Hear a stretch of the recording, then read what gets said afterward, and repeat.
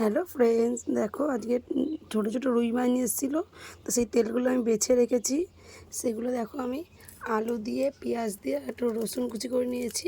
ওগুলো আজকে একটু ভাজা ভাজা করব তেল দিয়ে। কড়া গরম হয়ে গেছে, তো আমি কড়াই তেল দিয়ে দিলাম। এবার আমি আগে রসুন কুচি ফোড়নটা দিলাম।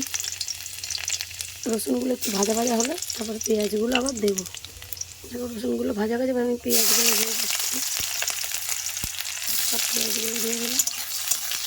পেঁয়াজ ভাজা ভাজা করবো। দেখো আমি পেঁয়াজগুলোর মধ্যে এবার আমি মাছের তেল বটকাগুলো সব দিয়ে দেবো। এগুলো সব আমি একসাথে ভেজে নেবো। তেলগুলো সব একসাথে আমি এখন ভাজা ভাজা করবো খানিকক্ষণ। পরে গিয়ে আমি আলুগুলো দেবো। তো তেলগুলো মোটামুটি আমার ভাজা ভাজা হয়ে গেছে কিছুটা। দেখো তেল ছেড়ে এসছে, এবার আমি আলুগুলো দিয়ে দেবো, দিয়ে সব একসাথে আবার ভাজবো।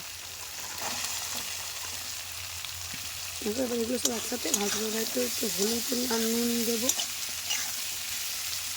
এবার নুন হলুদ দিয়ে দিয়েছি এর মধ্যে। এবার এগুলো আমি ভাজা ভাজা হতে দেবো কিছুক্ষণ। দেখো ফাইনালি ভাজা ভাজা হয়ে এসছে। তো আর একটু লাল লাল হলে তারপরে আমি নামিয়ে নেব। ফাইনালি আমার মাছের তেল দিয়ে আলু চচ্চড়ি মানে আলু ভাজার মতো করেছি, সেটা রেডি। তো তোমরা কে এরকম করে মাছের তেল খাও, আর তোমরা কে কে মাছের তেল খেতে পছন্দ করো আমাকে কমেন্ট করে জানিও। আর রান্নাটা কেমন লাগলো একটু কমেন্ট করো। দেখো সাথে হচ্ছে আলু দিয়ে রুই মাছের পাতলা করে ঝোল করেছি। তো ভিডিওটা কেমন লাগলো, যদি ভিডিওটা ভালো লাগে লাইক কমেন্ট শেয়ার করে পাশে থেকো।